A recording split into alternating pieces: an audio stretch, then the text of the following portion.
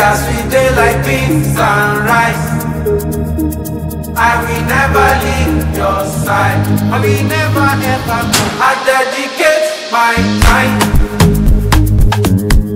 to you, my guy. Even if the road is rough, I don't mind, 'cause you be my G for life. As I never see you online, if they worry me and if they give me consign, yeah, I be ringing on your cellular. Where you at? My body no fit settle down. Yeah, I'm hoping you okay. We got to party tonight. Many just stay for mine. Yeah, me and you feel like they're not my guy.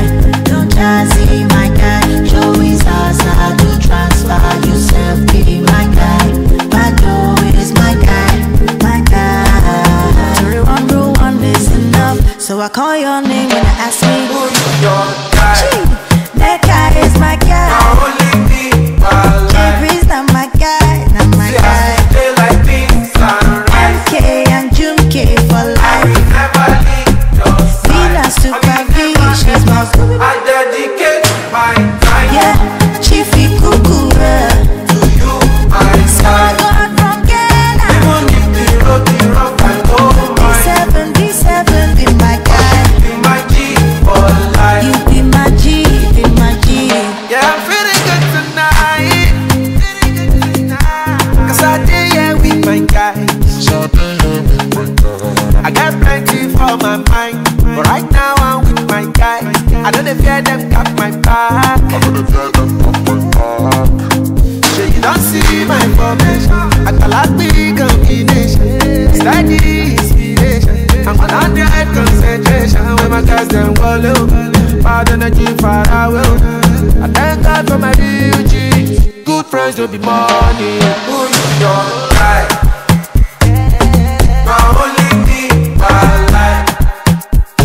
See as we play like beans and rice. I will never leave your side. I will never ever go. I dedicate my time to you, my guy.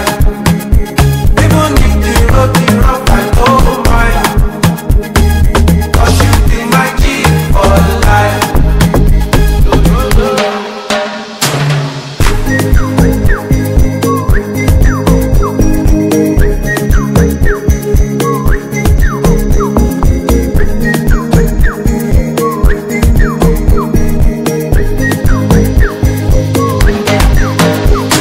Spirit Mix.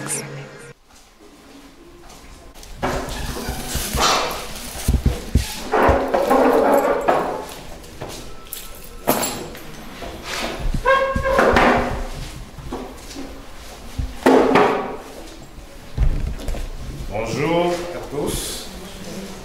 Bonjour, monsieur Valérie. Ça va? Ça va. Alors, nous sommes réunis ce matin pour les soutenants de master au département de mathématiques et informatique. Tu as la chance de donner le ton, comme on dit souvent. Ça, c'est un premier. Nous allons faire comme d'habitude, sans passer par un long discours. La soutenance va se passer en 3 phases. On va commencer par une présentation que tu feras, autour d'une quinzaine de minutes, comme il est demandé. Ensuite, il y aura des échanges avec les membres du jury. Il faut être pris. C'est pas compliqué. C'est juste des échanges pour s'assurer que ce qui est fait, ce qu'on a vu dans le document, c'est effectivement toi qui l'as fait. Et puis, dans une troisième phase, le public va nous donner quelques minutes pour délibérer. C'est compris? S'il vous plaît, asseyons-nous. Donc, ce jury est constitué de Dr. Zekai Mathieu, qui sera l'examinateur principal. Le professeur Futé, le rapporteur, malheureusement, pour les questions de service, ne sera pas parmi nous, mais je crois qu'il va être connecté en vidéoconférence. Et puis moi, je suis le professeur Kémy, nous sommes tous au département de mathématiques et informatique. Le président va nous parler de Est-ce que vous êtes prêts? Il y a un technique au niveau de l'intégrateur. Et qu'est-ce qu'il faut faire?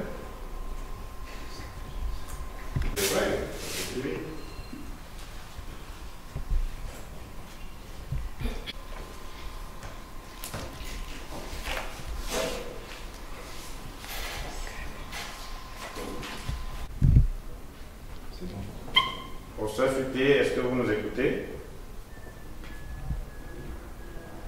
D'accord. Nous allons commencer. On a eu quelques soucis avec l'électricité. Et pour ne pas pénaliser d'autres étudiants, puisqu'il y a certains qui vont soutenir à 17 h, nous allons devoir commencer. On espère que ce sera réglé peut-être pendant nos discussions.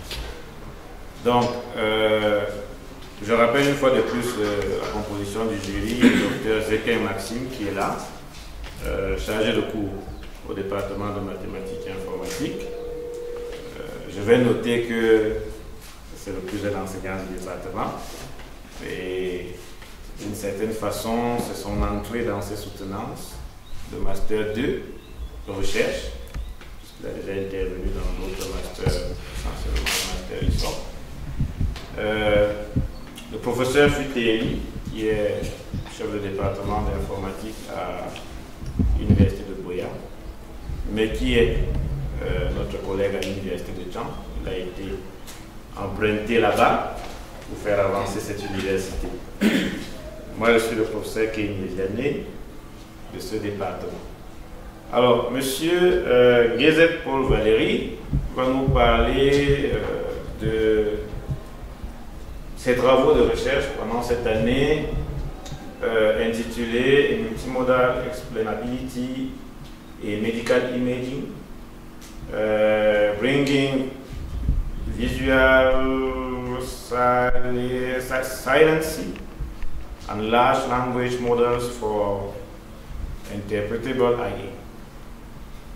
Tu as environ 15 minutes pour ta présentation. Tu as la parole. Merci Monsieur le Président du jury pour la parole donnée. Chère audience, chers membres du jury, chère audience, bienvenue à cette soutenance de master sur le thème Multimodal Explainability in Medical Imaging, Bridging Visual Saliency and Large Language Models for Interpretable AI.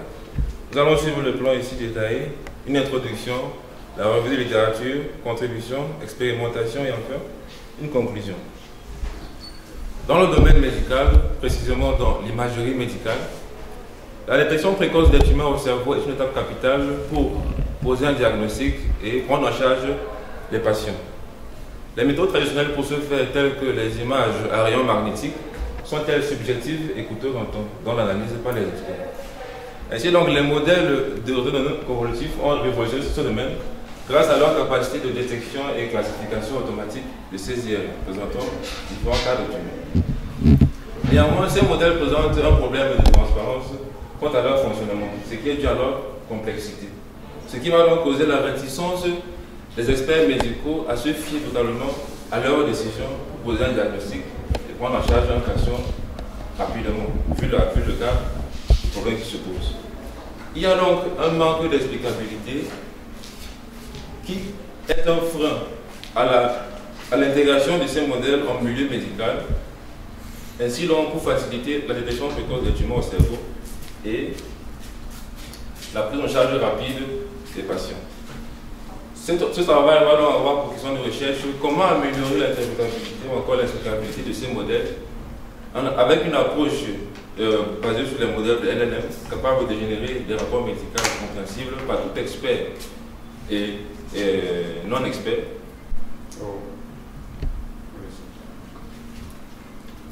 Nous avons donc pour question de recherche comment améliorer l'interprétabilité de ces modèles afin de faciliter, donc, afin d'assurer la confiance et promouvoir leur déploiement en milieu clinique. Nous avons donc pour objectif général l'intégration des méthodes d'expérimentation visuelle et textuelle afin d'améliorer cette interprétabilité. Et comme objectif spécifique, nous avons l'extraction de segments relevant à partir des méthodes d'expérimentation visuelle, intégrer des méthodes de LLM pour générer des rapports médicaux compréhensibles et détaillés et établir un ensemble d'évaluations pour s'assurer de la pertinence de ces rapports médicaux générés. On va encadrer tout le comportement.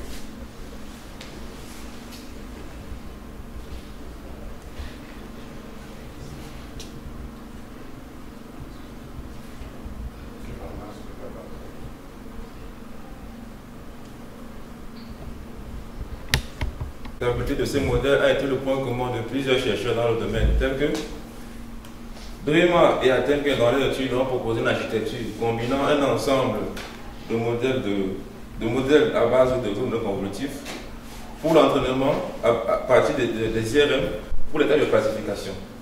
À ces modèles, ils ont associé un ensemble de méthodes d'explicabilité visuelle pour générer ainsi des cartes de chaleur. Les cartes de chaleur ici sont les mêmes IRMP en entrée sur lesquelles nous retrouvons des zones de chaleur.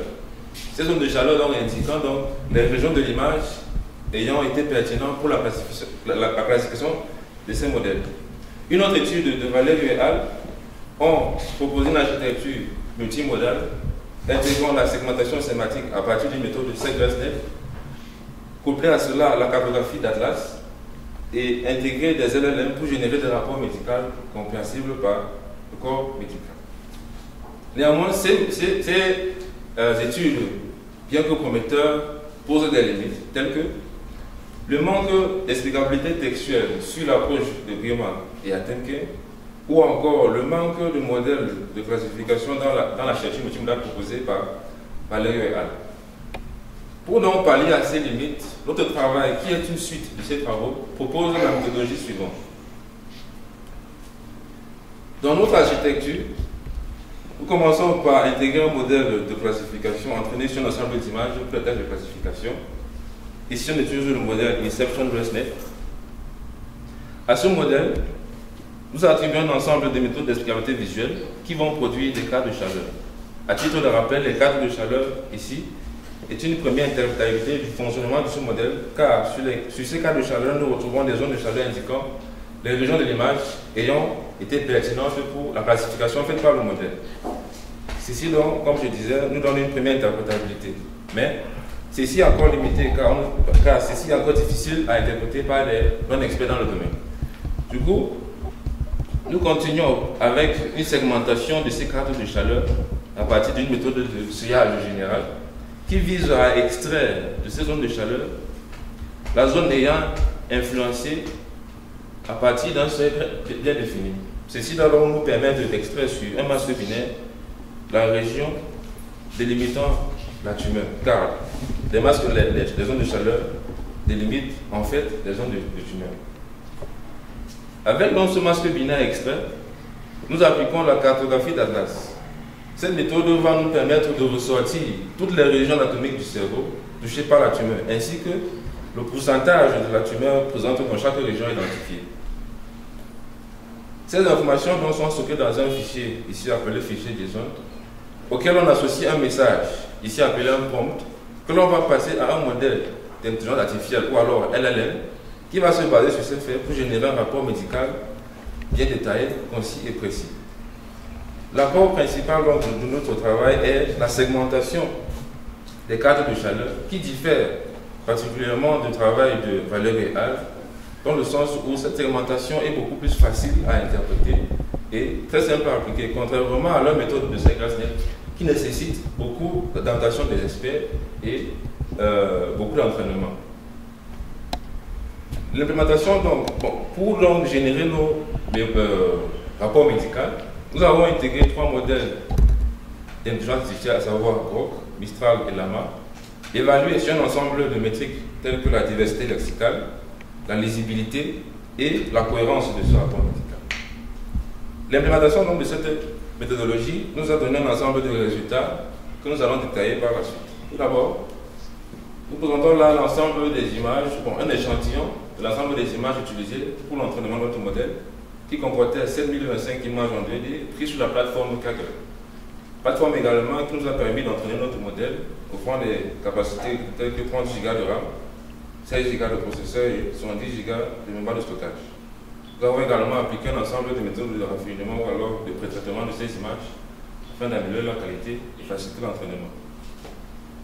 L'entraînement de modèle a montrer des performances par rapport à la revue littérature bien meilleure, à savoir une précision, un record, un franc score bien plus élevé à 98% contrairement à 95%. Si nous présentons donc la courbe ROC et la matrice de confusion, illustrant donc la performance du modèle à bien classifier les images dans les différentes classes de tumeurs que nous avons répertoriées, à savoir la méningiome, gliome, tumeur hypophysaire et les cas de non-tumeurs. Nous avons donc appliqué un ensemble de méthodes d'expérience visuelle qui va nous, telles que GradCam et GradCam++, qui vont générer des cartes de chaleur. Les cartes de chaleur donc indiquant les régions de tumeur, enfin, ou encore les régions y a influencé la classification du modèle, qui délimitent donc en fait la zone de tumeur. À ces cartes de chaleur, nous appliquons notre approche de segmentation partielle générale à 90%, qui va extraire sur un masque binaire la zone sous la zone de chaleur, bon, identifie en fait approximatif la zone de tumeur en fait, sous ce masque binaire. Avec ce masque binaire, donc, nous appliquons la cartographie d'Atlas, qui va nous permettre d'extraire différentes régions touchées par la tumeur dans le cerveau humain, ainsi que le pourcentage. Comme par exemple, ici nous avons le cortex qui est touché à 32% par la tumeur. Ces informations sont donc stockées dans un fichier JSON auquel on va associer un message, ici appelé prompt, qui va donc guider le modèle de LLM à générer un rapport médical détaillé et précis contenant des informations telles que la performance du modèle de classification, les détails sur chaque région touchée par la tumeur ainsi que les conséquences, quelques recommandations à suivre pour l'intervention rapide de ces maladies et quelques sources sur lesquelles il se base pour générer ce rapport. Nous avons donc intégré 3 modèles d'IA, à savoir Grok, Mistral et Llama, évalués sur un ensemble de métriques que je rappelle, la diversité lexicale, la cohérence et la lisibilité. Comme sur ce tableau, les 2 premières colonnes étant les métriques pour la lisibilité, la variété lexicale, la dernière colonne étant la cohérence et fraise étant la lisibilité. Il en ressort que c'est le modèle Grok qui a généré un meilleur rapport médical en termes de diversité lexicale et de cohérence. Tandis que le modèle Llama a généré un rapport beaucoup plus lisible. Nous avons là l'extrait d'un rapport médical généré par Grok contenant les informations prescrites par le message de prompt, tels que des détails de chaque région touchée, les recommandations et quelques sources sur lesquelles il se base.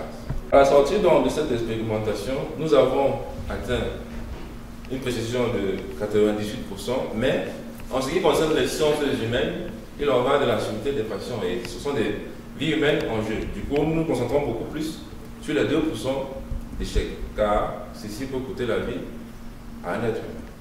Nous avons apporté une nouvelle approche de segmentation qui vise à extraire des régions pertinentes identifiant la tumeur pour ainsi intégrer aussi des LLM qui vont nous permettre de générer des rapports médicaux compréhensibles que l'on pourrait intégrer dans divers centres de santé, particulièrement dans l'environnement où il y a un manque crucial de radiologues dans peut-être des villages, des coins reculés et autres. Nous avons établi un ensemble de métriques d'évaluation de ces modèles pour s'assurer de la pertinence de ces résultats.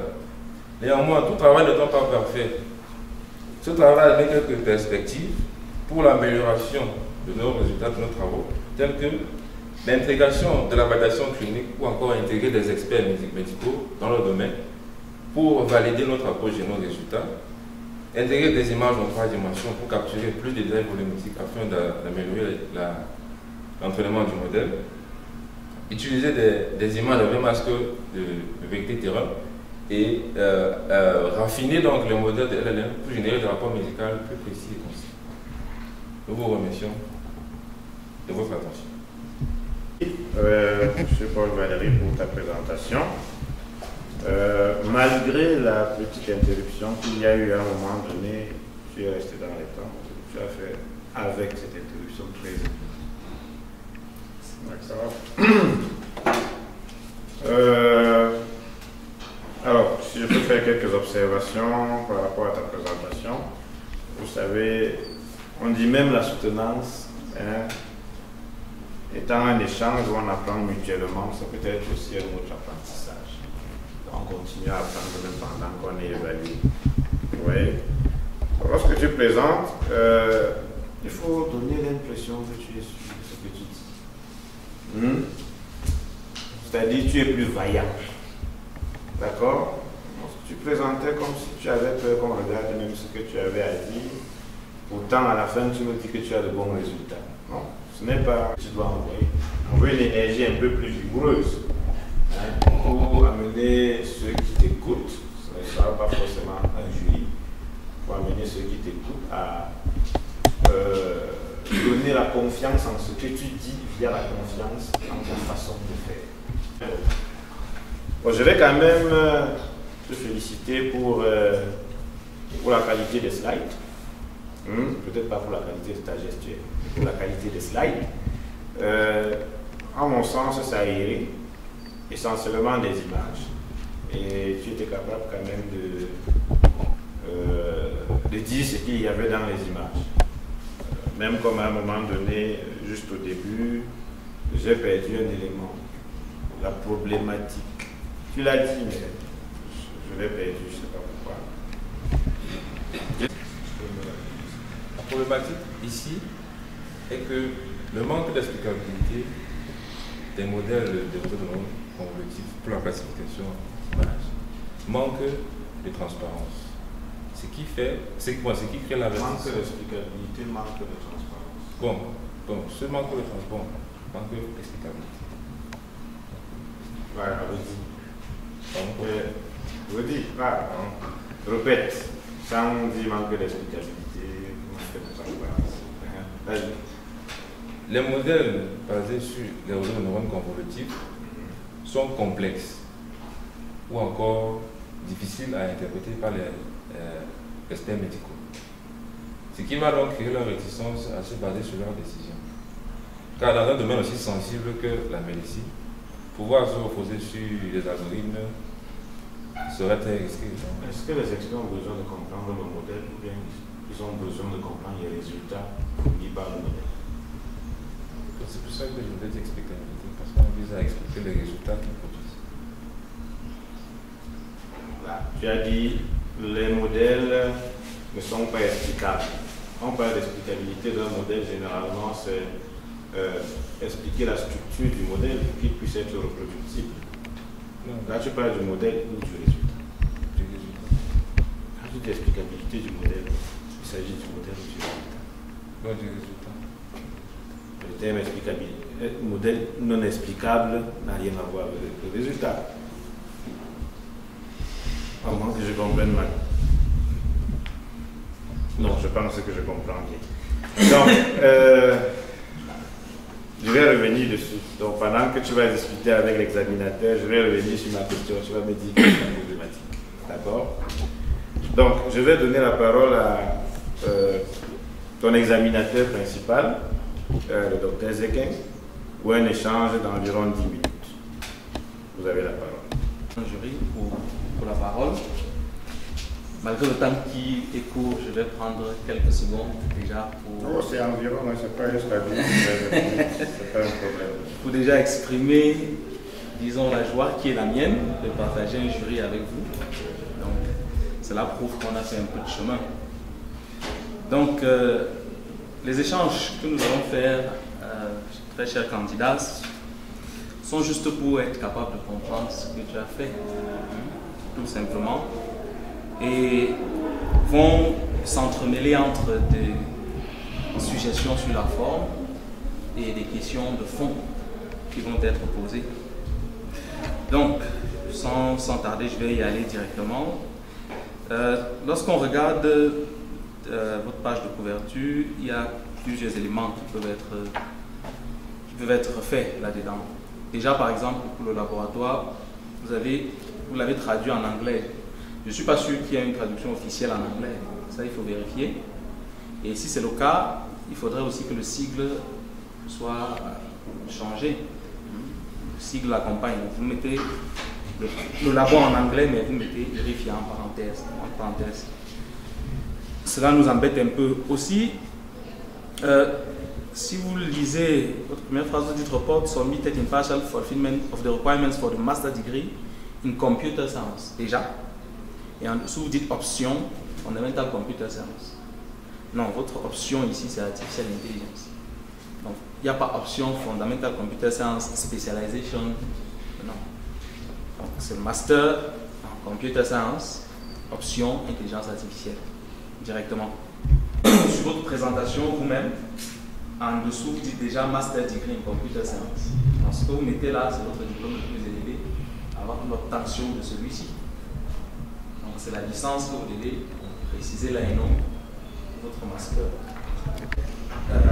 Omission du grade de votre encadreur. La page de reçu. Vous avez juste dit l'université de Chang. Vous devez l'accompagner par associé de professeur. On a des versions différentes. En fait, c'est lui qui avait le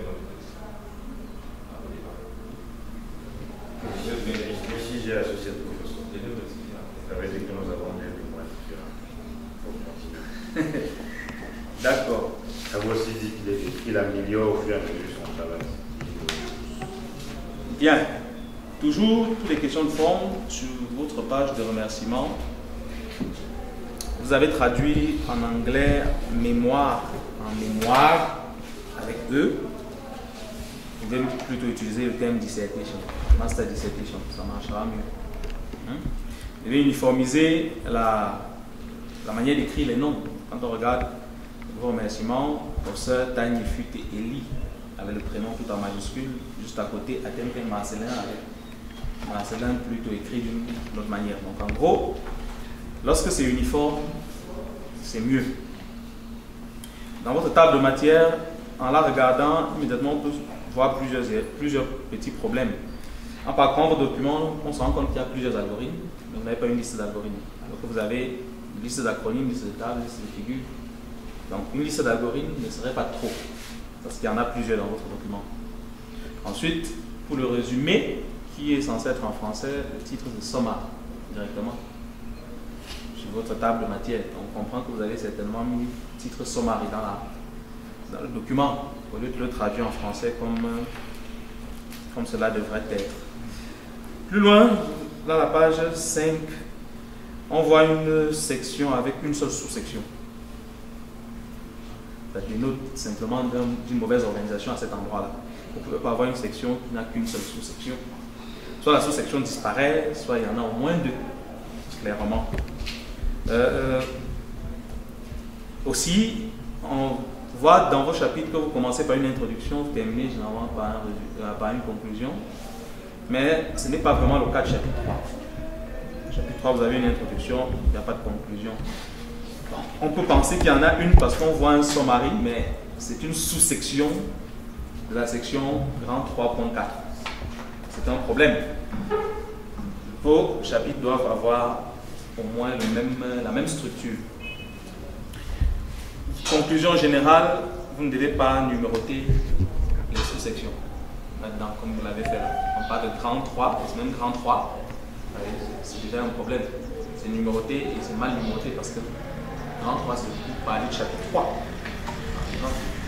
Votre liste d'acronymes peut être complétée par tellement de choses. Il y a tellement d'acronymes utilisés dans le document, mais vous avez une liste d'acronymes très courte.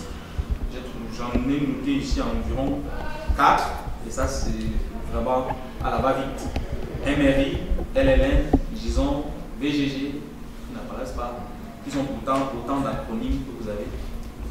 Vous avez peut-être pour sortir dessus, même dans LLM, MRS, nous travaillons pas avec vous. Quand vous voulez utiliser des acronymes, il faut les définir. Hein? Pour donner la possibilité de comprendre. Dans la liste des figures, il y a des labels, des légendes de chapitres qui sont trop longs. On peut voir là que vous avez mis carrément des explications. Cela peut apparaître dans le document, mais pas dans votre liste des figures. On est d'accord jusque-là? Bien, en regardant votre abstract, vous avez fait un abstract structuré. Ici, Ce qu'on rencontre plus généralement, c'est des obstacles. La structure elle est implicite, donc je vous recommande de faire pareil que les autres. Donc, pas forcément, vous n'avez pas besoin de préciser contexte, méthodologie, résultat, et ainsi de suite. Cette structure doit pouvoir être implicite, tout simplement. Et comme le prof vient de le dire, quand vous utilisez un sigle pour la première fois, vous devez le définir. MRI apparaît pour la première fois ici. Il n'est pas défini et il n'est même pas dans la liste des abréviations.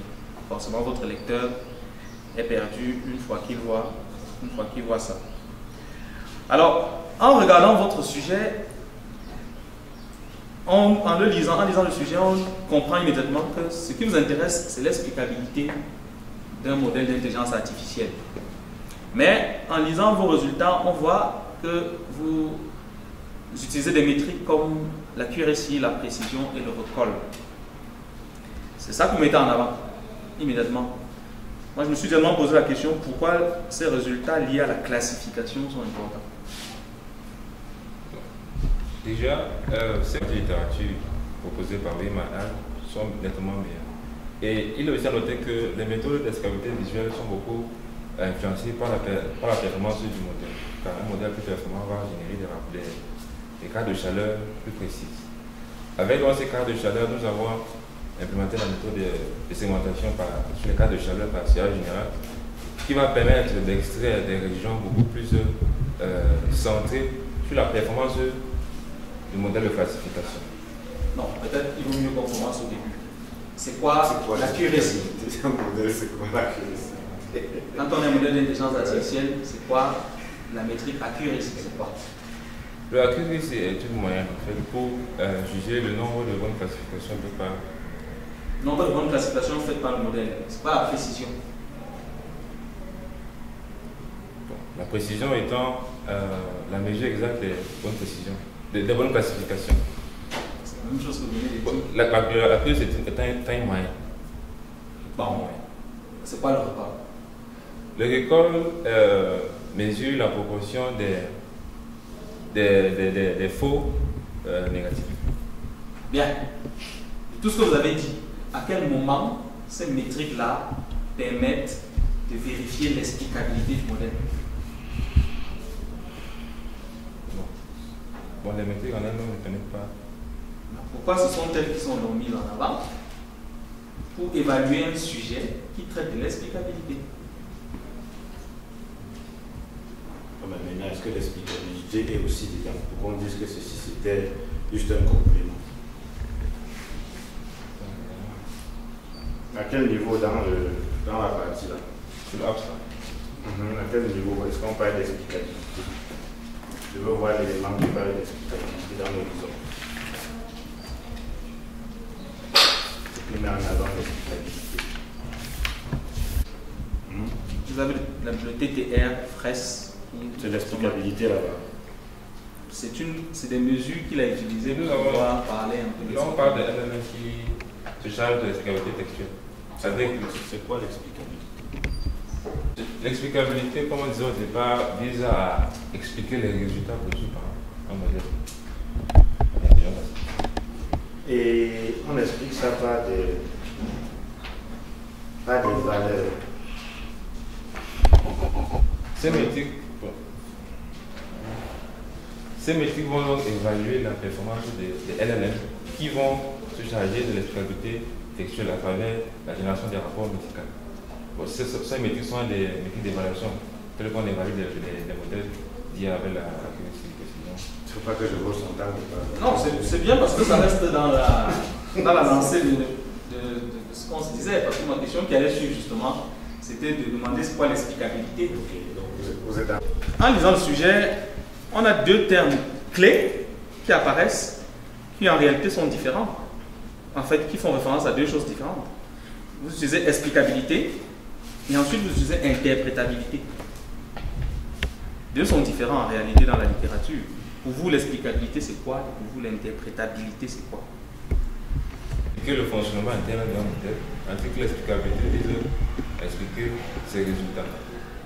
Bien.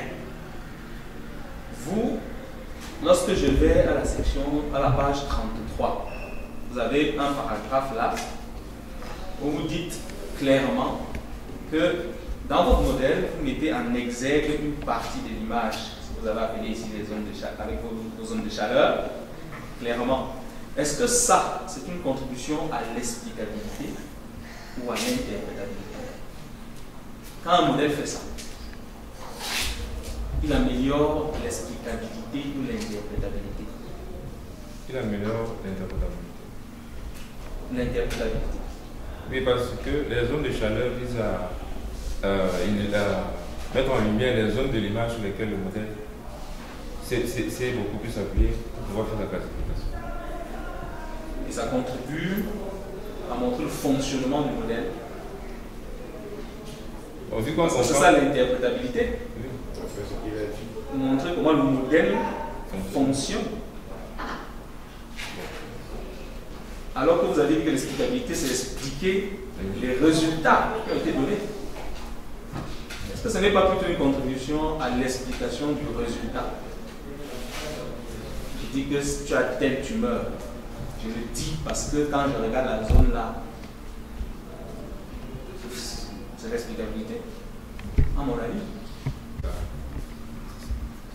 C'est la science. Je crois qu'on peut voir. C'est ça ou ce n'est pas ça. Parce que dans la revue, ces deux mots sont pratiquement condamnés. Mais d'après tes définitions, ça ne devrait pas l'être. On a fini un master 2 en intelligence artificielle.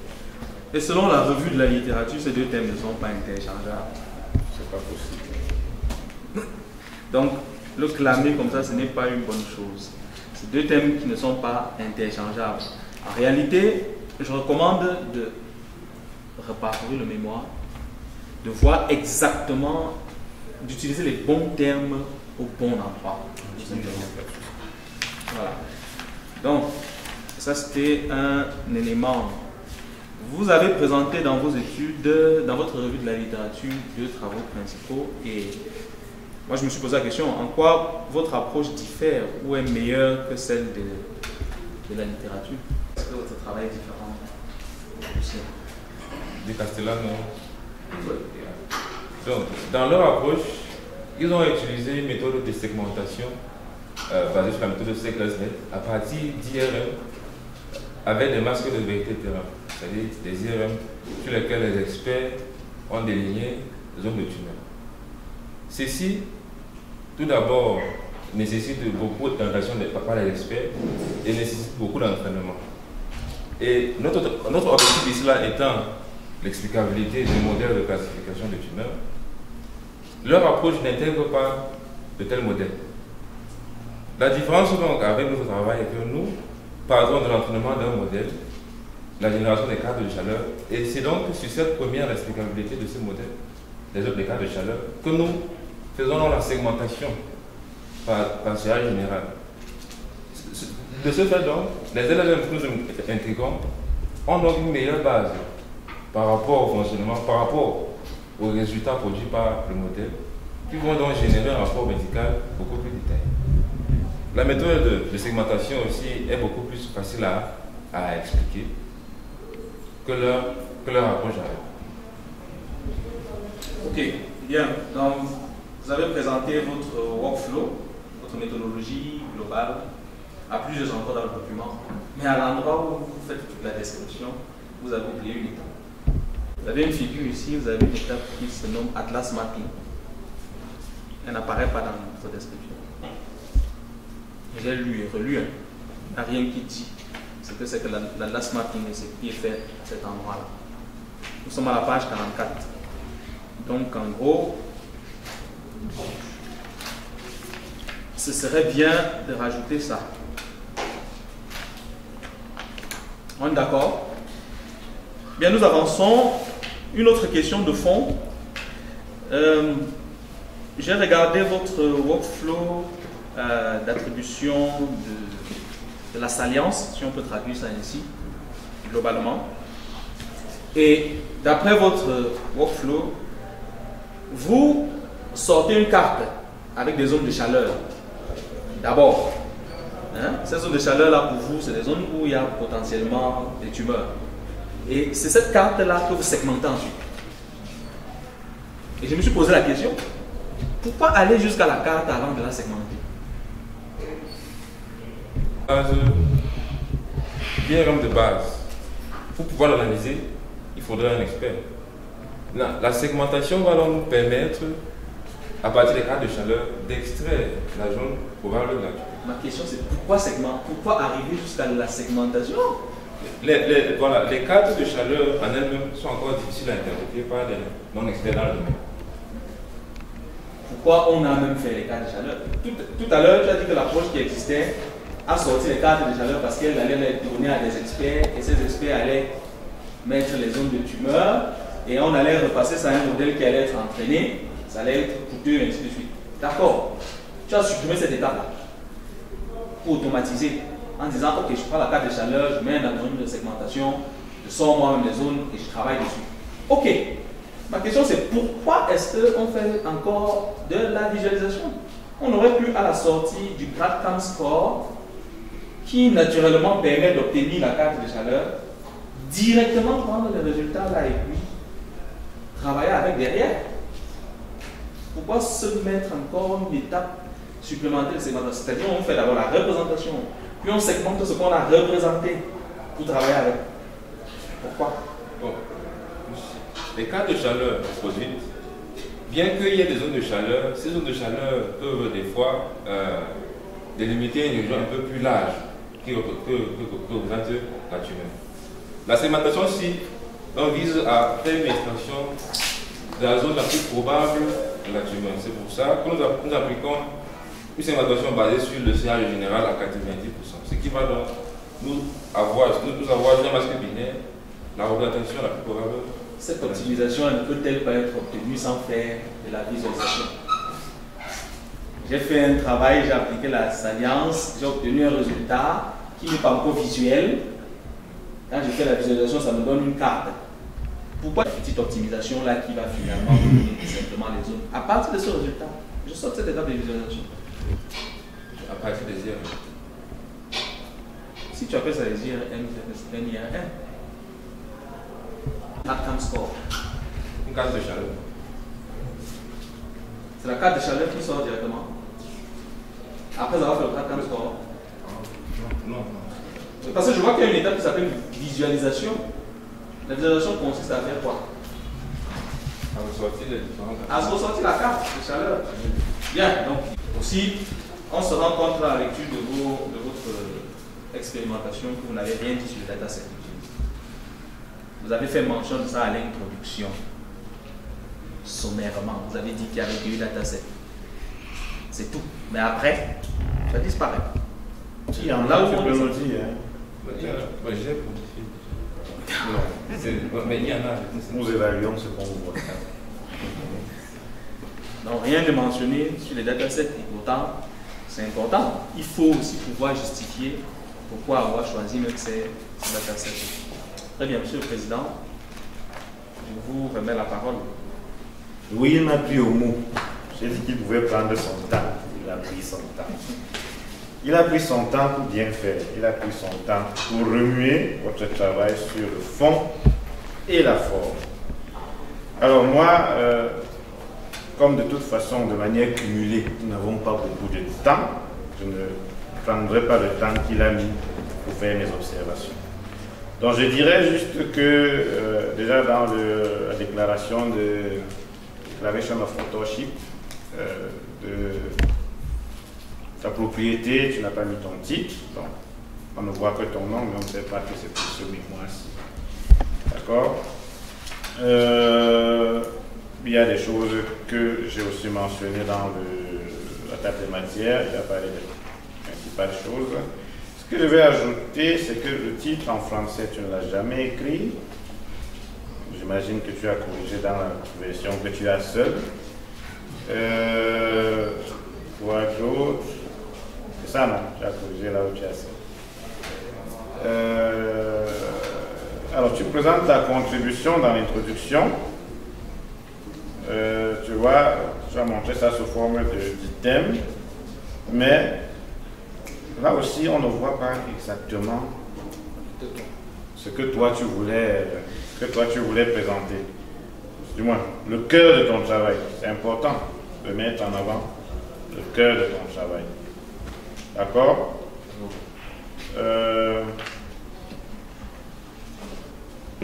Qu'est-ce que j'ai noté encore qui mérite d'être soulevé ici? Oui, ton résultat à la page 57. Alors, quand tu vois, je ne sais pas si c'est voulu, mais quand je vois le résultat, 99% pour le overall accuracy, precision, record, and F1 score, j'ai un problème. Quel est mon problème à ton avis? Le modèle semble être parfait. Ça? Le modèle semble être parfait. 99%, ce n'est pas 99,1 ici. 99,2 là-bas, 99,7 de l'autre côté, 99,0%. Partout. Ça ne semble pas parfait, ça semble fabriqué. Et ça semble, je n'ai pas dit que c'est fabriqué. Ça semble fabriqué. Tu vois.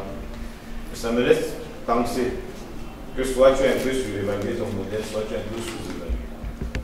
Parce que tu as ignoré les vides. C'est ce que j'ai dit, tu as ignoré les virgules. Et ces virgules-là ne crédibilisent pas ce que j'ai écrit. Il faut les mettre. D'accord? Et en même temps, ça semble parfait. Alors, dès le parfait, ce qui est suspect dans le cadre du machine learning, hein, pour tuer la suspicion, il faut multiplier les datasets. Ok? Pour qu'on voit que c'est très bon sur ceux-ci pour une raison ou une autre, et que c'est moins bon sur un autre pour une raison ou une autre. Et à ce moment, ça ouvre la discussion. D'accord? Tu as utilisé 2 datasets, comme tu l'as dit. Mais il me semble qu'il n'y a qu'un tableau qui présente ces résultats-ci dans ton document. Est-ce que je me trompe? Alors, où sont les résultats du deuxième dataset? C'est dans la nouvelle version du mémoire que tu détiens seul. Alors maintenant, parlons de la comparaison de tes résultats avec l'existant. Où est-ce que tu l'as fait? Est-ce que je peux voir dans le document? C'est dans le nouveau document que tu as encore seul. D'accord. Donc tu es en train de nous demander d'évaluer un travail dont tu as gardé le sens pour toi. Hein? C'est bien, on comprend. En faisant le master en 1 an, c'est vers la fin là que vous avez vos bons résultats. Mais j'ai eu des étudiants qui sont venus me voir un vendredi. Pour me donner la version actualisée de leur mémoire, il est toujours pris. Hein? Déjà que Dr Zeken et moi avons deux versions différentes. La mienne semble plus avancée que la sienne. Hein? Mais on se rend compte qu'on n'a toujours pas le cœur de ton travail. Alors, comment prendre en compte ce qui est là-bas, que nous n'avons pas vu, et que tu n'as même pas pensé bon nous donner lorsque nous sommes arrivés ici? C'est ce que d'autres étudiants font. Ils arrivent, ils disent qu'il y a des choses qu'on a changées, voilà ça. On a 2 mémoires. Lorsque vous me dites c'est dans le mémoire, je prends le nouveau, je regarde. Hein? Je dis les soutenances, c'est aussi une science d'apprentissage. L'apprentissage aussi à se battre jusqu'à la dernière seconde pour vendre son travail, pour permettre que ce travail-là soit apprécié à sa juste valeur. Alors, peut-être dans le cadre de l'appréciation de ton travail à sa juste valeur, nous allons demander à ton encadreur, s'il nous écoute, de ne pas déroger à ce que le département demande parce qu'il n'a pas le droit de répondre aux questions qui sont posées ici. Cher professeur, cher aîné, je ne vous donne pas le droit de répondre aux questions. Permettez-moi de faire comme ça. Mais vous pouvez poser quelques questions et faire quelques observations par rapport au travail de votre poulain. Professeur Futé, si vous nous entendez, vous avez la parole. Merci, Monsieur le Président, de me passer la parole.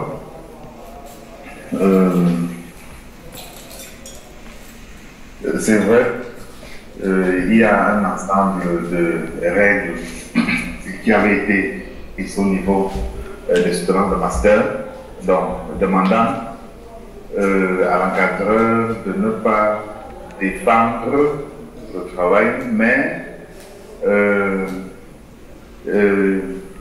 Donc, il peut tout de même apporter quelques éclaircissements. Donc, je tiens déjà tout d'abord remercier Osa Kenken, beaucoup travaillé avec le candidat. Donc, il est actuellement en Italie et puis il a eu des cours à cette heure-ci, raison pour laquelle il n'a pas pu assister. Donc, le travail fait par le candidat porte notamment sur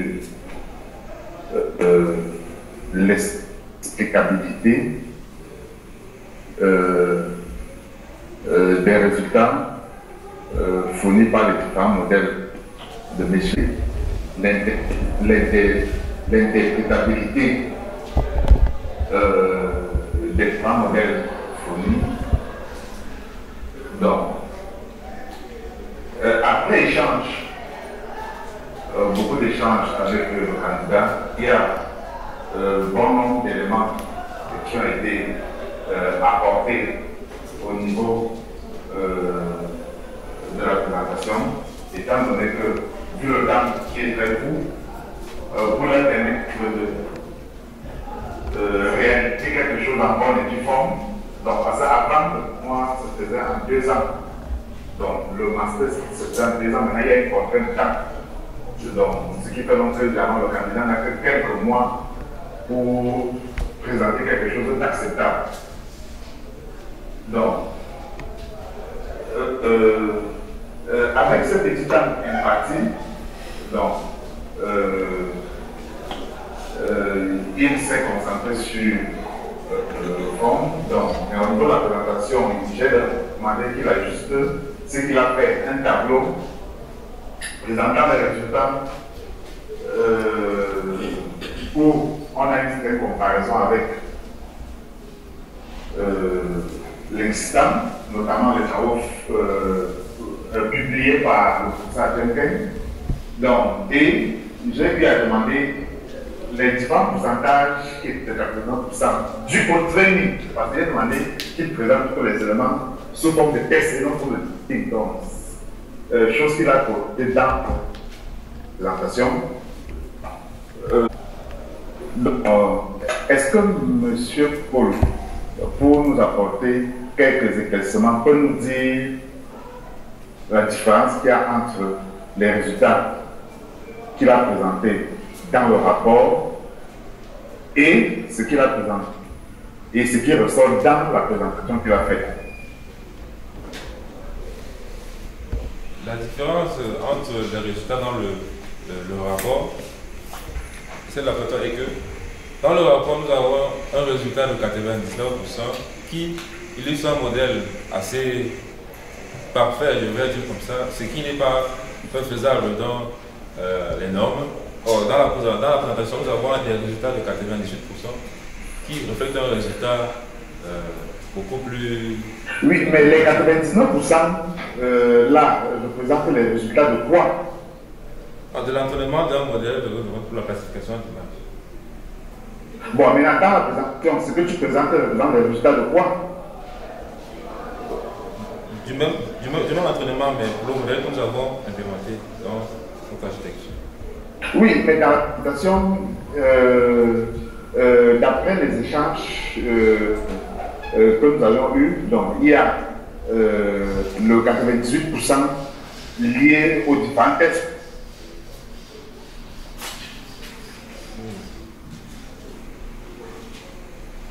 C'est pas ça? C'est ça, quoi. Oui, puisqu'il y avait un 2% restant qu'il fallait tout voir dans l'étude de travaux, comment faire pour parler à ça. Effectivement, quoi.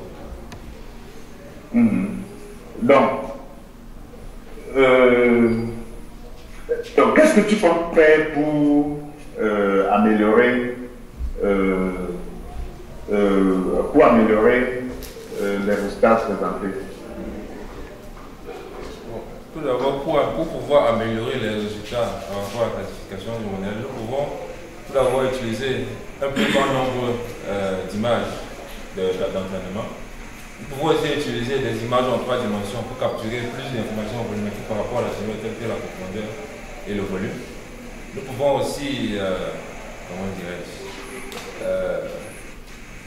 donc ça veut dire qu'il faut un dataset ou bien un dataset beaucoup plus large permettant de fine-tuner les modèles proposés que d'améliorer les éléments d'explicabilité et d'interprétabilité des différents modèles.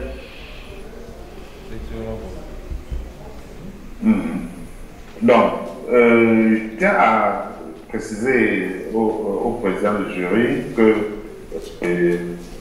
pour certains thèmes qui a beaucoup travaillé, le candidat m'a présenté sa satisfaction par rapport aux différents résultats présentés, mais vu le délai imparti, il y a un bon nombre de choses que le candidat n'a pas pu intégrer à cause de toute la pression des dernières minutes. Donc, pour ce, je tiens à remercier la parole qui m'a été donnée. Merci, Monsieur le Président. Merci, professeur Futé, pour ces éclaircissements que vous avez apportés et ces questions qui ont permis au candidat de nous donner un peu plus d'informations par rapport à la qualité de son travail. Je vais terminer par là où j'ai commencé. Même quand tu causes avec ton encadreur, tu fais comme si tu avais peur qu'on te tape. Non, on ne va pas te taper. Tu es un grand garçon. Hein? L'énergie que tu dégages, insiste dessus. Ça, c'est la leçon que je veux que tu gardes aujourd'hui. C'est sur ces paroles que nous allons clôturer cette seconde partie de la soutenance. Nous allons vous demander de vous retirer pendant quelques minutes pour nous permettre de délibérer. Merci.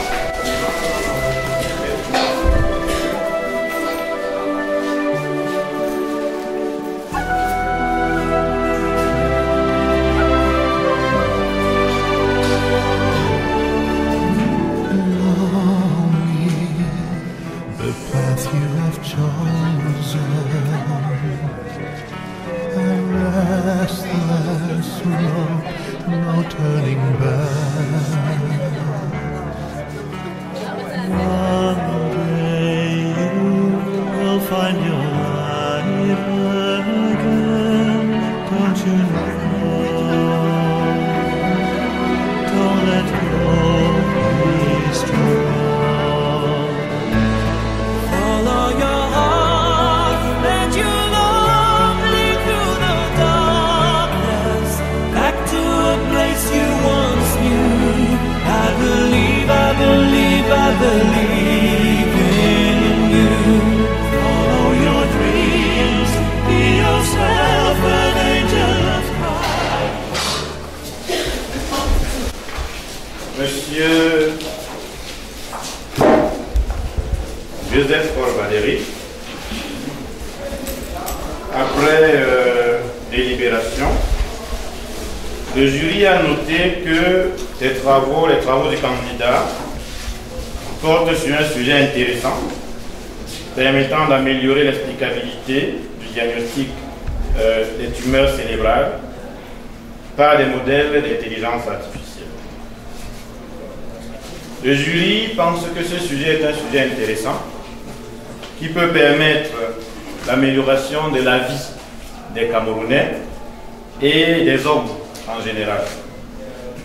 Nous pensons que ce genre de sujet est un sujet toujours d'actualité, puisque ce genre de maladie continue à embêter énormément notre population, et donc il est important qu'on puisse s'y pencher à un moment donné pour pouvoir, comme le candidat l'a dit à un moment donné, sauver de plus en plus de vies humaines. Le jury a pensé que le candidat a fait une très bonne présentation, bien que le volume était un peu bas, comme on a mentionné. Le jury pense, nonobstant quelques petites erreurs, quelques petits manquements dans la réponse aux questions, que le candidat maîtrise très bien son sujet et que les résultats obtenus, bien que présentant un certain nombre de perspective qu'il faut absolument régler sont prometteurs. Pour toutes ces raisons, le jury pense que le travail du candidat est recevable avec la mention très bien.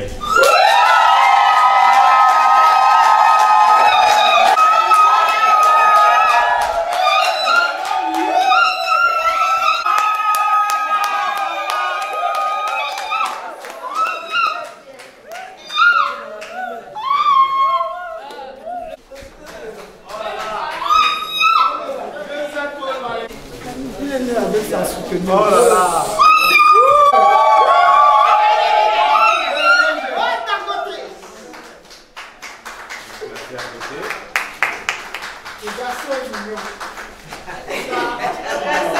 Oui, maintenant la vraie souteneuse.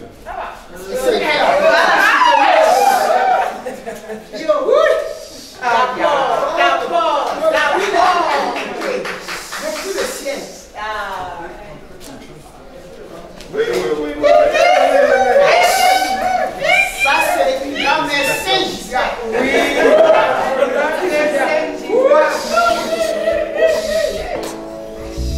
Excellent. Félicitations encore.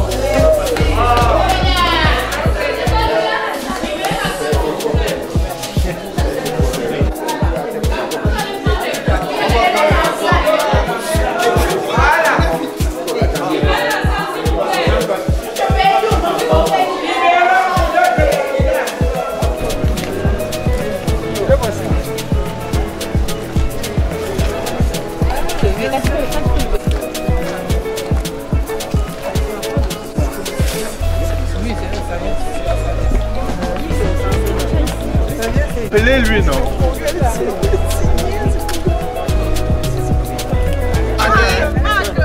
Tu n'as pas acheté.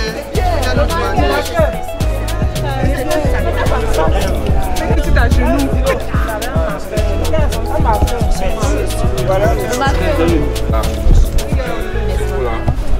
Voilà devant. Voilà le beau mec en question. Aïe!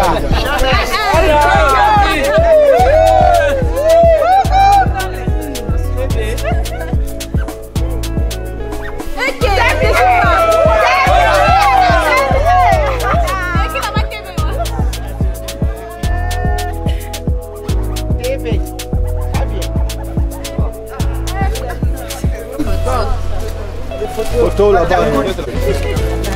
C'est moi qu'on cherchait depuis. Oh. Elle a eu peur.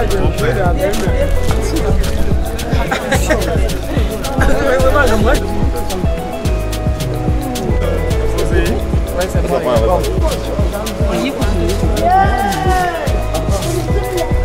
Faisons vite quand on a peur que quand elle fait vite, ça va aller très vite.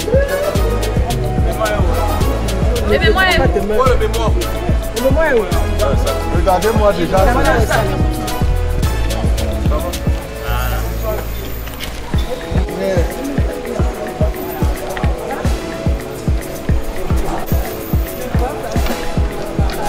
Qu'est-ce que ça clame? Oh, Hello?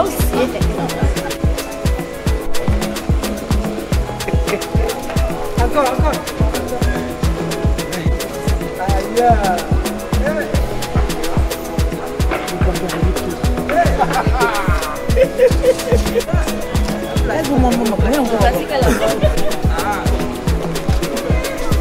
Moi, vous savez où?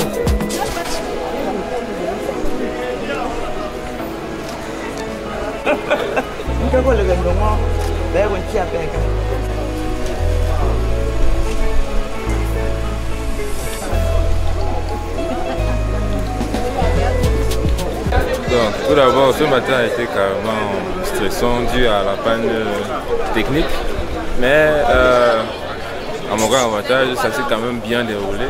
J'ai fait une présentation qui a été appréciée par les jurys et malgré le stress, malgré le contretemps, ça s'est quand même bien passé et je suis vraiment très reconnaissant, particulièrement pour aussi le soutien de toute la famille qui est venue nous soutenir, mes oncles, mes tantes, mes cousins. Et ça m'a vraiment aidé à me concentrer, à donner le maximum de moi-même. Donc je les remercie également.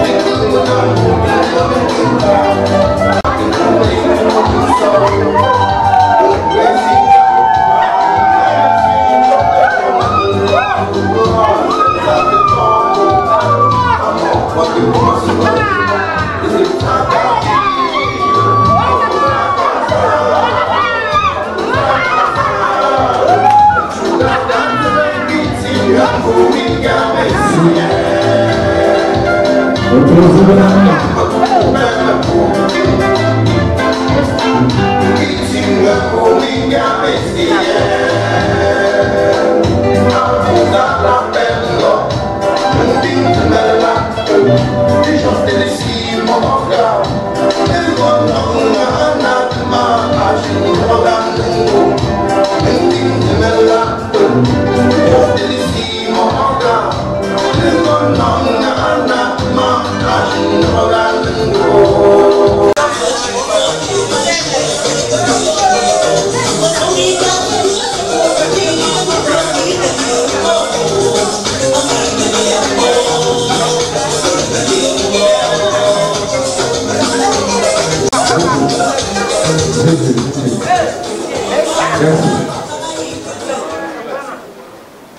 Mais c'était chouette. C'était chouette, pardon. Le docteur Azam Gezet a juste pour 2 minutes, il est dans une jury. Asseyons, nous prenons place. Prenons place, s'il te plaît. Merci Seigneur. Merci. Bonjour à tous. Et bienvenue dans cette salle.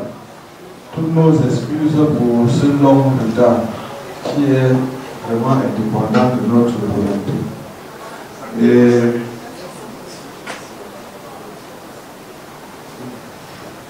il va s'installer le temps qu'on accueille le lauréat du jour.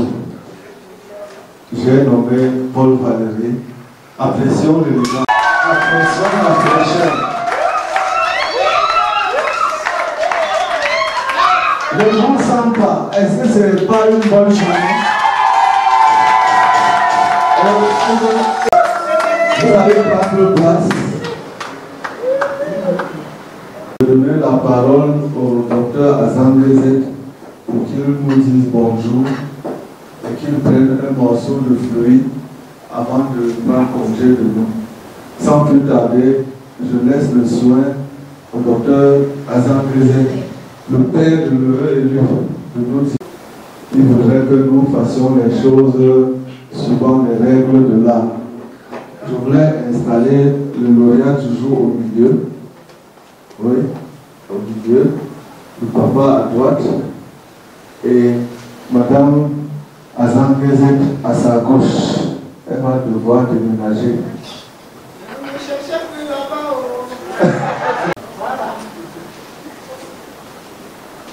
Le décor ainsi planté. Vous-même, vous comprenez que ces enseignants ne peuvent pas être là puisqu'ils sont aussi occupés comme le docteur Azam Gezet.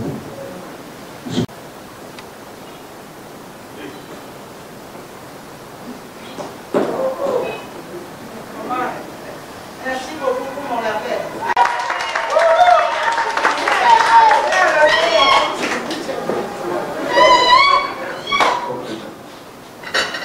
Merci beaucoup pour vous qui êtes venus soutenir notre fils,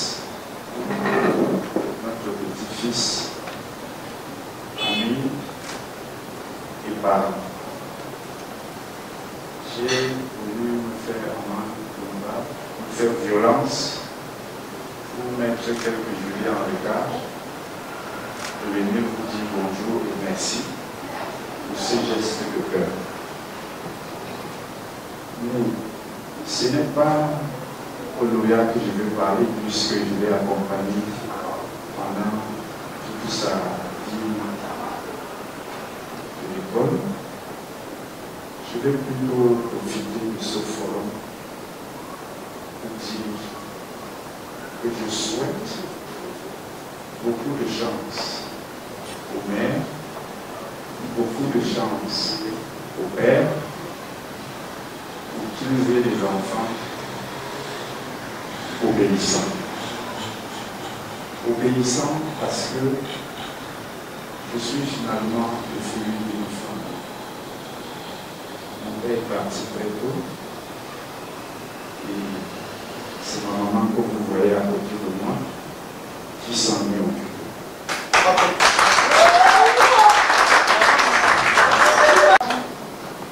Même ce petit-fils dont nous sommes en train de célébrer aujourd'hui est indirectement une partie de ses efforts. Et dans ces conditions-là, je ne vois pas comment je peux lui faire rendre hommage, comment je peux lui dire merci. Je suis sûr que peut-être à sa mort, il n'aura pas tant de gens, mais j'aurais profité pour cette occasion pour lui dire toute ma reconnaissance.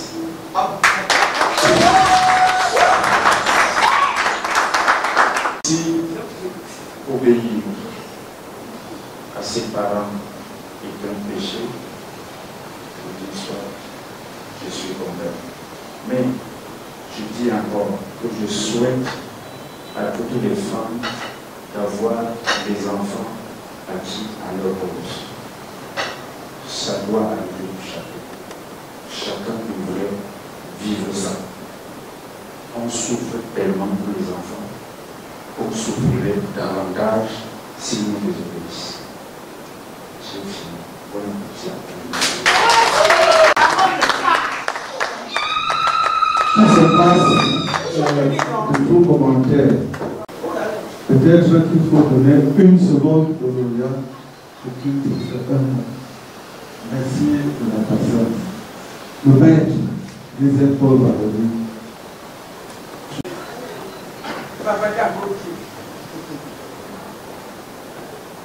Bonsoir à tous.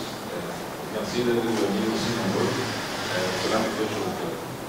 Tout d'abord, je voudrais remercier mon père ainsi présent pour le soutien tout au long du chemin qui n'a pas été facile. Je remercie tous mes professeurs qui sont pas là pour le soutien, l'encadrement et tout ce qui va avec. La matière très bien n'est pas facile à avoir.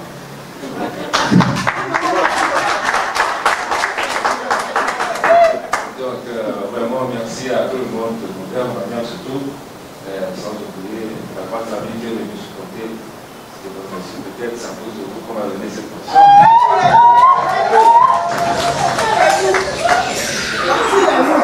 Je remercie aussi la table du fond. Merci beaucoup, donc, c'est pas pour la dire, vraiment, merci beaucoup, ça me touche beaucoup. Les mamans présentes, merci beaucoup pour les depuis. Et alors, ça me touche. Les amis de tout le lycée, merci.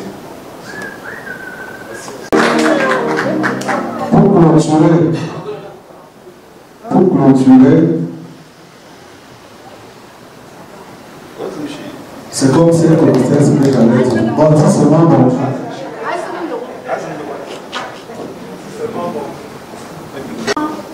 Bonjour tout le monde. Bonjour. Sincèrement, merci d'être venu nous soutenir et soutenir notre fils à cet exercice de défense qui n'est pas aussi facile. Merci également, merci particulièrement à ses grands-parents, mes amis, ses amis et tout le monde. Merci à le caméraman qui est en train d'immortaliser ces moments inoubliables et la sonorisation qui nous anime. Alors, elle veut parler. Voilà. Parle fort. Oui, on s'écoute. Bonjour à tout le monde. Moi, je vais pas dormir. Dangote, félicitations.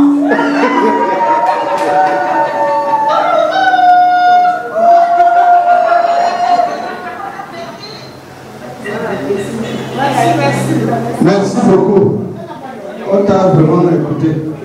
C'est passé. Elle est venue le pays de l'oncle Sam pour vous dire que je crois que le buffet est prêt.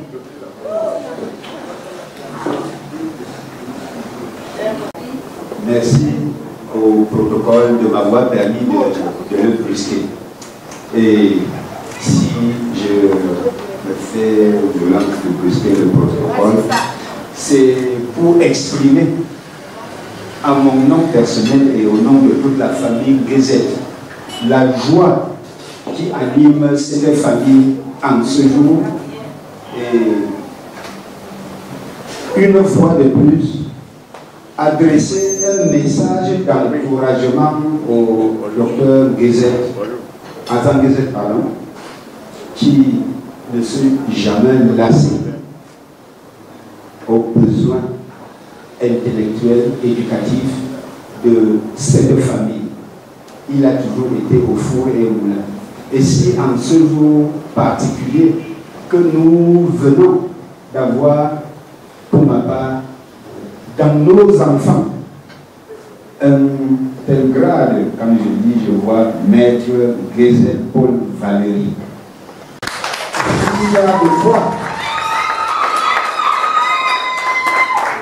Il y a de quoi se faire postuler à ce micro pour prendre le micro et exprimer sa joie et la joie des autres. J'en ai terminé. Merci. Merci beaucoup. Alors Maya Merci Didier, merci.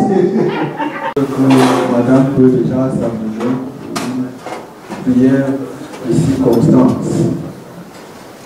Nous te disons merci Seigneur, merci Saint-Dieu, nous te disons merci Seigneur, merci mon Dieu, merci Saint-Dieu, nous te disons merci Seigneur, merci mon Dieu, pour notre cher Maître Gézel, merci mon Dieu, nous te disons merci Seigneur, merci mon Dieu. Lui éternel, notre Dieu, tu es roi, tu es infiniment béni et nous voulons, Seigneur notre Dieu, reconnaître que sans toi cet événement n'aura pas eu lieu. C'est parce que tu as béni notre fils, tu as béni les sources de provenance, tu as béni et tu lui as donné beaucoup de sagesse qu'il a pu obtenir cette mention très bien. À toi toute la gloire. Et nous voulons féliciter encore notre fils. À cette occasion, oh Dieu, cette table nous est dressée et nous voulons t'inviter comme le premier hôte de cette table afin que tu sanctifies ce repas et que tu nous donnes, Seigneur, de consommer avec action de grâce. Pour la gloire du nom de ton Fils, Jésus-Christ. Amen. Amen. Merci beaucoup. Comme c'est très bien, ce qui est bien. Pendant que nous allons immédiatement déléguer, sur la carte d'honneur. Donc, le docteur Azam Gézel a été dirigé le 20 mai par notre maman, mais avec son accent très particulier, et c'est pour ça que M. Marc ne s'est pas empêché de le dire haut et fort. Autant, à chaque occasion, nous devons exprimer notre reconnaissance à ceux et celles qui nous ont épaulés, autant nous devons aussi le dire en famille. Dire merci au docteur Azam Gézel d'avoir appuyé, soutenu notre maman pour que cette famille soit ce qu'elle est aujourd'hui. S'il accuse aussi trop de retard, ce ne sera pas Dieu. Si tu as un besoin,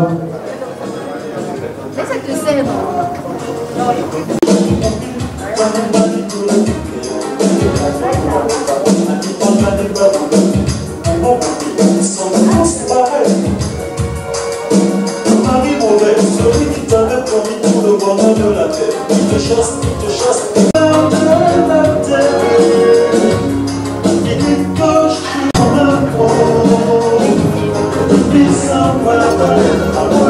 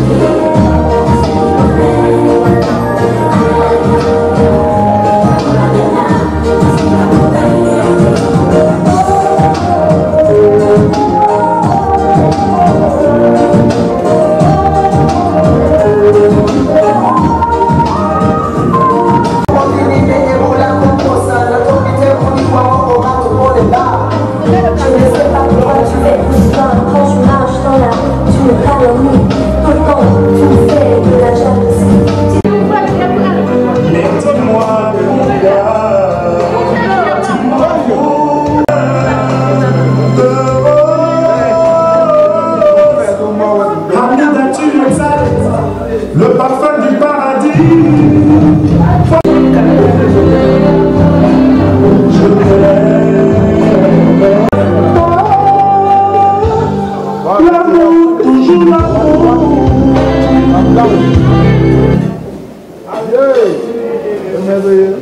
Déjà, je vais démarrer.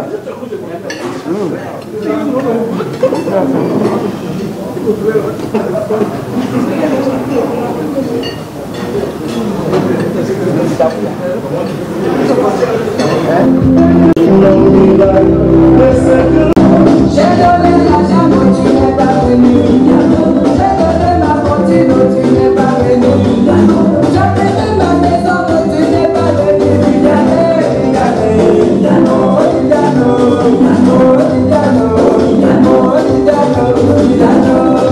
Papa, il doit y donner votre le papa va les doigts là.